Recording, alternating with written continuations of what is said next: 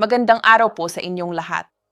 Ako po si Elena Santos at ngayon, pag-uusapan natin ang tatlong pinaka-dangerous na oras ng paliligo para sa mga nakatatanda. Mga mahal kong lolo at lola, may isang bagay na lagi kong iniisip at talagang nag-aalala ako. Maraming dangerous na aksidente sa mga nakatatanda ay hindi nangyayari sa kalsada o sa hagdan, kundi sa loob mismo ng kanilang bahay. At ang pinaka-worrying para sa akin ay ang katotohanan na karamihan sa mga aksidenteng ito ay nangyayari sa isang room na akala nating pinaka-safe sa lahat, ang banyo. Baka hindi kayo maniwala, ngunit ayon sa statistics ng Japan Gerontological Society, mahigit 13,000 cases ng pagkamatay ang nangyayari sa banyo every year at karamihan dito ay nasa edad 60 na po pataas. Dito sa ating Pilipinas, hindi pa kumpleto ang ating data. Pero napapansin sa mga ospital sa iba't ibang rehiyon, maging sa mga malaking lungsod tulad ng Davao, Cebu at Maynila, ang patuloy na pagtaas ng mga cases ng pagkahimatay, bigla ang pagbaba ng blood pressure at stroke habang naliligo. Ang nakakatakot ay marami pa ring pamilya ang nag-aakalang nadulas lang ang kanilang mahal sa buhay. Ngunit kapag sinuri ng doktor, iba pala ang tunay na dahilan. Hindi dahil sa madulas na sahig o sa sabon, kundi dahil sa paliligo sa maling oras na nagiging sanhi ng biglaang pagbabago ng blood pressure sa loob lamang ng ilang segundo. Isang maling oras lang. Ang panganib ng pagkahilo, pagbagsak o pagkahimatay sa banyo ay maaaring tumaas ng 3 hanggang 5 beses. At ang mas nakaka-worry, karamihan sa inyo ay hindi alam na naliligo pala kayo sa mga pinaka-dangerous na oras. May mga lolo at lola na naliligo ng maaga sa umaga para gumaan ang pakiramdam. Ngunit after ng ilang minuto, nahihilo na at humuhuni na ang tenga, kaya napapakit sa pader. Mayroon namang naliligo sa gabi para makatulog ng mahimbing, nang hindi alam na iyon ang oras na pinaka-wake ang katawan at pinaka-slow ang reaksyon ng puso at mga blood vessel. Mayroon ding iba na right after kumain ay agad naliligo dahil nainitan. Ang totoo, sa oras na iyon, ang puso ay nagpupump ng dugo papunta sa tiyan para i-digest ang pagkain, kaya kulang ang dugo sa utak at madaling mahimatay. Naiintindihan ko na maraming abala sa pagtanda. Gusto lang nating maging malinis at komportable ang katawan. Ngunit minsan humaharap tayo sa mga danger na hindi natin inaasahan. Pero huwag kayong mag-alala. Ngayon, hindi lang ang danger ang pag-uusapan natin. Tutulungan ko kayong i-identify ang tatlong pinaka-dangerous na oras ng paliligo para ganap ninyong maiwasan. Kasabay nito, isa-share ko rin ang 2 golden hours kung kailan ang paliligo ay nadudulot ng maraming health benefits. Mula sa mas magandang blood circulation, mas comfortable na pakiramdam ng mga buto at joints, hanggang sa mas malalim at mahimbing na tulog. Hindi lang iyan. Gusto ko ring i-share sa inyo ang isang importanteng knowledge na kailangan ng bawat senior citizen. Ang secret sa pang-araw-araw na pag-aalaga ng katawan sa pamamagitan ng tamang pagkain, light exercise, at pag-aayos ng mga daily habits para maging mas soft ang mga blood vessel, mas malakas ang puso, at mas stable ang blood pressure. Dahil ang paliligo sa tamang oras ay isang bahagi lang. Ang ating long-term na kalusugan ay nakasalalay pa rin sa kung paano natin inaalagaan ang ating katawan araw-araw. Kaya mga lolo at lola, ano-ano ang tatlong pinaka-dangerous na oras ng paliligo? Bakit ito lubhang mapanganib sa health ng mga nakatatanda? At paano maligo ng ligtas habang comfortable pa rin ang pakiramdam? Ngayon, sisimulan na natin. Naniniwala ako na kapag napanood ninyo ang video na ito hanggang dulo, malaki ang maitutulong nito sa inyong kalusugan at peace of mind. Bago ko sabihin ang tatlong pinaka-dangerous na oras ng paliligo, nais ko munang ipaunawa sa inyo ang isang napaka-importanteng bagay. Ang ating katawan pagsapit ng edad 60 o 70 ay totally different na kumpara noong bata pa tayo. Parehong gawain ang paliligo, ngunit magkaiba ang reaksyon ng katawan ng bata at matanda. Dahil sa mga tahimik na pagbabagong ito, nagiging mas mapanganib ang paliligo nang hindi namamalayan ng marami. Una, ang mga blood vessel ang nakatatanda ay mas matigas at hindi na gaanong nababanat. Isipin ninyo na ang mga blood vessel ay parang mga tubo ng tubig sa bahay. Noong bata pa tayo, malambot at flexible ang mga ito, tulad ng mga bagong tubo. Kahit malakas ang agos, kaya nitong ay handle ang pagbabago ng pressure. Ngunit pagkatapos ng edad 60 na po, ang pader ng mga ugat ay nagsisimulang kumapal at tumigas. Ayon sa pag-aaral ng American Heart Association, ang elasticity ng blood vessels sa matatanda ay bumababa ng 40% hanggang 60% kumpara sa mga bata. Ibig sabihin, kapag may biglaang pagbabago ng temperatura habang naliligo, halimbawa mainit tapos malamig na tubig, hindi agad makasabay ang katawan. Agad kayong makakaramdam ng pagkahilo, panlalabo ng paningin o pakiramdam na hindi stable. Ikalawa, mas mabagal na ang reaksyon ng autonomic nervous system ng mga nakatatanda. Kinokontrol nito ang heartbeat, blood pressure, paghinga at balanse ng katawan. Pagkatapos ng edad 60, ang paggana nito ay bumababa ng halos 40%. Ito ang dahilan kung bakit kapag yumuko kayo para sabunin ang paa at biglang tumayo, nahihilo kayo o nadidilim ang paningin. Kapag pumasok sa banyo, ang biglaang pagbabago ng temperatura ay lalo pang nagpapabagal sa reaksyon ng nervous system at iyon ang sandali kung kailan madaling mangyari ang aksidente.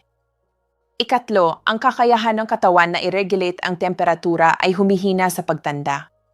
Sa madaling araw, ang natural na body temperature ay nasa pinakamababang antas.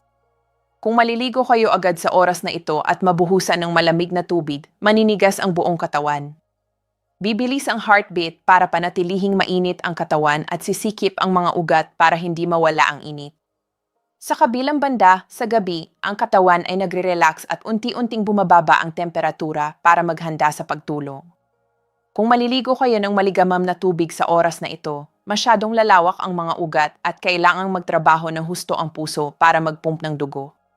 Ito ang dahilan kung bakit maraming lolo at lola na naliligo sa gabi ay nakakaramdam ng hirap sa paghinga, malakas na kabog ng dibdib, pamumutla at minsan ay pagkahimatay.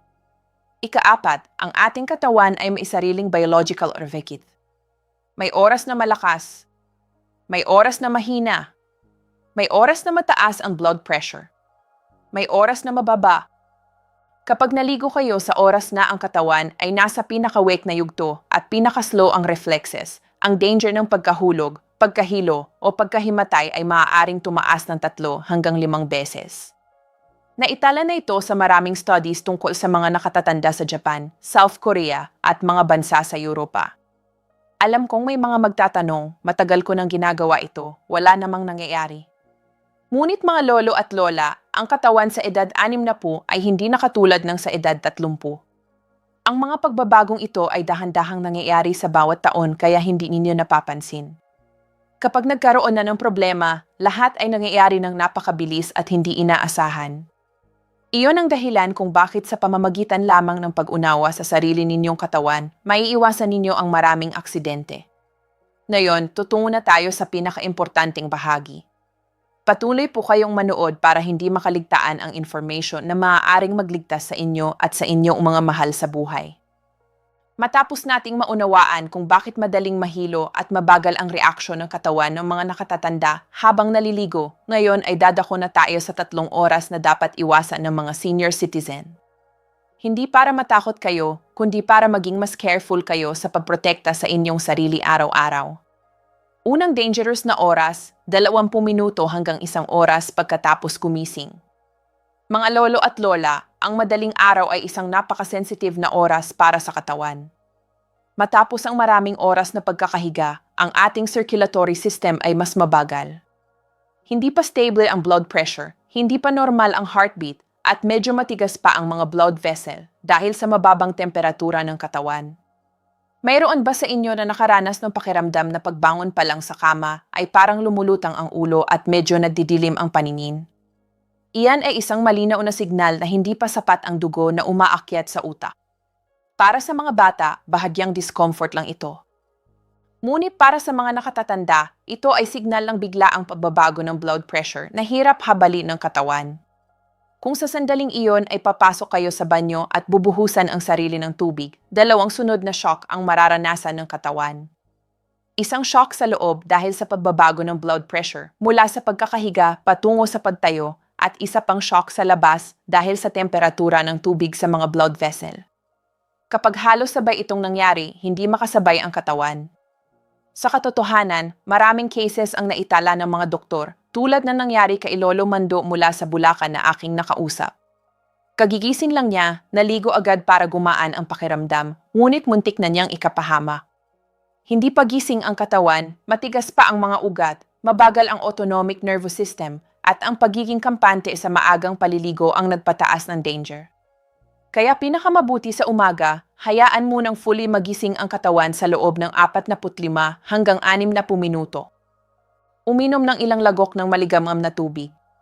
Maglakad-lakad ng marahan sa bahay o gumawa ng simpleng exercise para umikot ang dugo bago maligo. Ikalawang dangerous na oras, mula 9 ng gabi hanggang hating gabi. Ito ang oras na maraming nakatatanda ang nagkakamali sa pag-aakalang ang paliligo ay para luminis at makatulog ng mahimbing. Mukhang tama, pero sa totoo lang, ito ang isa sa mga pinaka-dangerous na oras para sa health ng puso at blood pressure. Ang dahilan, mula bandang 9 oras ng gabi, ang utak ay nagsisimulang maglabas ng hormone na nagpapaanto. Sa oras na iyon, natural na bumababa ang blood pressure, bumabagal ang heartbeat, at ang nervous system ay pumapasok sa relaxation stage. Sa madaling salita, naghahanda na ang katawan na i-shut down ang ilang function para makatulog tayo.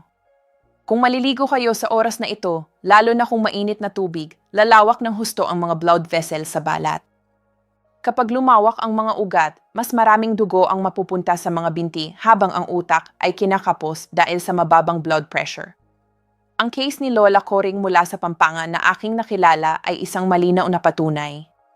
Matagal na siyang naliligo sa gabi nang walang problema. Ngunit isang beses na medyo mabilis siyang tumayo mula sa mainit na banyo, biglang bumagsak ang kanyang blood pressure at siya ay hinimatay ng walang nakakaalam. Mabuti na lang at napansin siya ng kanyang anak. Kaya kung gusto ninyong maging malinis bago matulog, punasan na lang ang katawan ng maligamgam na tuwalya o maligo bago mag-alas 7 ng gabi. Mula 9 oras ng gabi pataas, huwag na kayong maligo dahil napakahina na ng katawan at mabagal na ang reflexes. Ikatlong dangerous na oras, 20 hanggang 40 minuto pagkatapos kumain ng busog. Pagkatapos kumain, lalo na ng pagkaing mayaman sa carbohydrates at taba tulad ng kanin na may adobo, lechon o pritong isda, kailangan ng katawan ng maraming dugo para sa tiyan upang matunaw ang pagkain. Sa oras na ito, halos 60% hanggang 70% ng dugo sa katawan ay nakatuon sa digestive system. Kung maliligo kayo agad pagkatapos kumain, kailangang hatiin ng katawan ang dugo para sa dalawang gawain, panunaw at pag-regulate ng temperatura ayon sa tubig. Dito ninyo mararamdaman ang panghihina ng kamay at paa, mabilis na heartbeat o parang kinakapos sa hininga at magaan ang ulo. Ang case ng isang lolo sa Iloilo na nasaksihan ko ay isang halimbawa. Pagkatapos kumain ng busog, naramdaman niyang naiinitan kaya naligo agad. Ang puso niya ay nagtatrabaho ng husto at lumawak pa ang kanyang mga ugat na naging sanhi ng pagkahilo at pagbagsak niya sa loob lang ng 1 minuto. Kaya pagkatapos kumain, pinakamabuting magpahinga ng 45 hanggang 60 minuto para matunaw muna ang pagkain bago maligo. Mga lolo at lola, ang 3 oras na ito ang pinakamahina. Pinaka-slow ang reflexes at pinakamadaling magbago ang blood vessels ng mga nakatatanda. Sa pag-iwas lang sa 3 oras na ito, malaki na ang mababawas sa danger ng pagkahulog, pagkahimatay o stroke sa banyo. Ngayon, dadako naman tayo sa 2 golden hours para maligo ng ligtas at may benepisyo pa sa circulation, buto at pagtulog. Matapos nating talakayin ang 3 dangerous na oras, ngayon naman ay isa-share ko ang 2 oras kung kailan ang paliligo ay hindi lang ligtas kundi dudulot pa ng benepisyo sa kalusugan. Sa 2 oras na ito, ang inyong katawan ay nasa pinaka-stable na estado. Ang blood pressure, heartbeat, blood vessels, at nervous system ay gumagana ng maayos kaya ang paliligo ay nagiging mas magaan at comfortable. Unang ligtas na oras, mula 8 hanggang 1:00 ng umaga. Ito ang oras kung kailan ang katawan ay fully gising na mula sa pagtulog sa gabi. Sa mga oras na ito, stable na ang blood circulation. Mas malambot na ang mga ugat. Bahagyang tumaas na ang body temperature at hindi na pabago-bago ang blood pressure tulad ng paggising. Kung nakaugalian ninyong maglakad-lakad, uminom ng maligamgam na tubig o kumain ng kaunti sa umaga, mas handa ang katawan bago maligo. Ang maligamgam na tubig ay nagbibigay ng ginhawa, lumalambot ang mga joints at nagiging mas alert at magaan ang pakiramdam. Maraming lolo at lola ang nagsasabi sa akin na masarap sa pakiramdam ang maligo ng medyo tanghali na at may scientific na basehan ito. Ikalawang ligtas na oras mula 3 hanggang 5 oras 30 minuto ng hapon. Ito ang oras kung kailan ang katawan ay nakapagpahinga na sa kalahating araw na gawain. Ang blood pressure at heartbeat ay nasa pinaka-stable na antas. Natural na tumataas ng bahagya ang body temperature, malambot ang mga ugat at alert pa ang nervous system bago pumasok sa pahinga sa gabi. Maraming benepisyo ang paliligo sa oras na ito. Una, ang maligamam na tubig ay nakakabawas ng stress, nagre-relax ng mga kalamnan at nagpapaginhawa sa pananakit ng balikat, liig o likod na karaniwan sa mga nakatatanda. Maraming may arthritis ang nagsasabi na ang paliligo sa hapon ay nakakatulong sa kanila na makatulog ng mas mahimbing at hindi gaanong pagod kinabukasan. Ikalawa, ito ang oras na bihira magkaroon ng malaking pagbabago sa blood pressure. Mas ligtas ang paliligo at mas masarap ang pakiramdam pagkatapos. Ngayon, ibabahagi ko ang pinakaligtas na paraan ng paliligo para sa mga senior citizen. Kahit alam na natin kung kailan dapat at hindi dapat maligo, hindi pa rin ito sapat para protektahan ang ating sarili. Huwag maligo ng masyadong matagal. Ang ideal na bathing time para sa mga senior citizen ay 0 hanggang 15 minuto lamang. Kapag mas matagal, maaaring mawala ng init ang katawan, magbago ang blood pressure, at mas mapapagod ang puso. Kung paglabas mo ng banyo ay pagod ka at kailangan mong umupo, senyales iyon na na-overload ang iyong katawan. Huwag agad ibuhos ang tubig sa ulo. Ito ay isang dangerous na nakasanayan. Kapag papasok pa lang sa banyo, nag-a-adjust pa ang katawan. Kung agad bubuhusan ng tubig ang ulo, magre-react ng malakas ang mga blood vessel na maaaring magdulot ng pagkahilo. Ang tamang paraan ay basain muna ang mga paa at kamay, pagkatapos ang katawan at huli na ang ulo. Gumamit ng anti-slip mat at bath chair.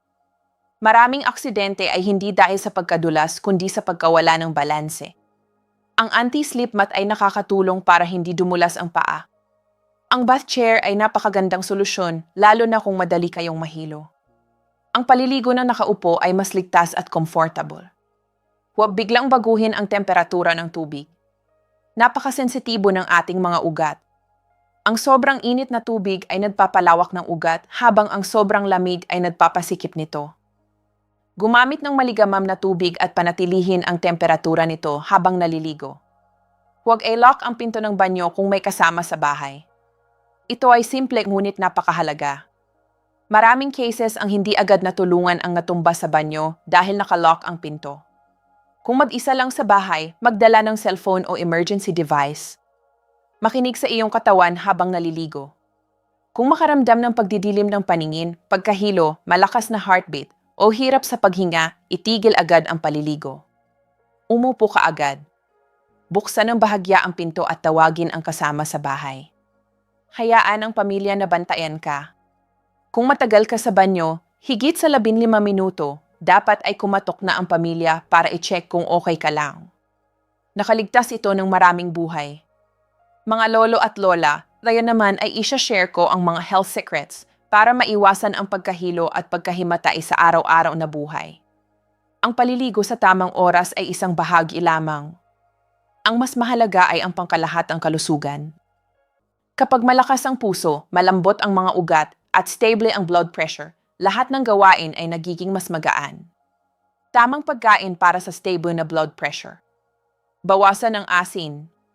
Ang rekomendasyon ng World Health Organization ay hindi higit sa 5 gramo ng asin, 1 kutsarita, bawat araw. Kumain ng pagkaing mayaman sa potassium tulad ng saging, kamote, kalabasa at munggo. Ang ating mga lokal na pagkain tulad ng sinigang na may maraming gulay, ginisang ampalaya, at lugaw na mailuya ay napaka-healthy para sa heart at blood pressure ng mga nakatatanda. Dagdagan ang gulay at prutas. Iwasan ang mga pagkaing mamantika at pinirito. Magaang exercise araw-araw. Ang regular na pag-ehersisyo ay pinakamahusay na natural na gamot. Ang 20 hanggang 30 minutong light exercise tulad ng paglalakad-lakad, stretching, o deep breathing ay sapat na para mapabuti ang circulation at palakasin ang puso. Sapat na tulog. Ang kakulangan sa tulog ay nadudulot ng mababang blood pressure, kinaumagahan na nagpapataas ng danger ng pagkahilo. Sikaping makatulog ng 6 hanggang 7 oras bawat gabi. Iwasan ang paggamit ng cellphone bago matulog. Kontrolin ang mga chronic na sakit. Ito ang pinaka-importante. Kung kayo ay may high blood, heart disease, o diabetes, mas sensitive kayo. Regular na i-check ang blood pressure at inumin ang gamot ayon sa advice ng inyong doktor. Uminom ng sapat na tubig. Ang dehydration ay maaaring magpababa ng blood pressure. Uminom ng tubig ng paunti-unti sa buong araw. At huwag kalimutang uminom ng maligamam na tubig tuwing umaga. Ito ay napaka-simple, ngunit napakalaking tulong sa inyong circulation at digestive system. Ayusin ang mga daily habits. Huwag biglang tumayo. Laging mag-warm up bago maligo at panatilihing kalmado ang isip. Ang isang simpleng ugali tulad ng pag-upo muna ng ilang segundo bago bumangon sa kama ay malaki ang naitutulong para maiwasan ang biglaang pagkahilo. Mga lolo at lola, narating na natin ang dulo ng ating talakayan. Tandaan natin ang 3 dangerous na oras ng paliligo. Una, right after gumising. Ikalawa, 9 oras ng gabi hanggang hating gabi. At ikatlo, pagkatapos kumain ng buso. At alalahanin ang 2 ligtas na oras, 8 hanggang 1:00 ng umaga at 3 hanggang 5 oras 30 minuto ng hapon. Ang pagtanda ay hindi isang burden. Ito ay isang yugto kung saan karapat-dapat kayong mamuhay ng payapa, alagaan, at enjoy ang bawat araw ng maluso. Ang bawat knowledge na natutunan ninyo ngayon ay isang regalo para sa inyong sarili at sa inyong pamilya. Ang kalusugan sa pagtanda ay hindi nakasalalay sa mga komplikado o mahal na bagay, kundi sa maliliit ngunit tamang mga daily habits.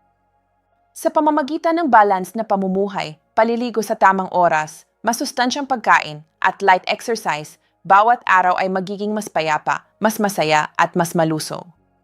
Dahil kayo, mga lolo at lola, ay deserve ang pinakamahimbing na tulog, pinaka-comfortable na pakiramdam, at pinakamaayos na kalusugan araw-araw. Kung nakatulong sa inyo ang mga tips na ito, please isubscribe sa aming channel para makatanggap pa ng mas maraming helpful na impormasyon. Ay share rin po ninyo ang video na ito sa inyong mga anak, apo, at kaibigan. Kung mayroon kayong mga paksa na gusto ninyong talakayin, tulad ng tamang temperatura ng tubig para sa iba't ibang sakit o isang 7-day meal plan para sa mahimbing na tulog at stable na blood pressure, mag-iwan lang po ng comment sa ibaba. Maraming salamat po sa inyong oras at tiwala. Ingatan ninyo ang inyong sarili. Magandang araw po at hanggang sa muli.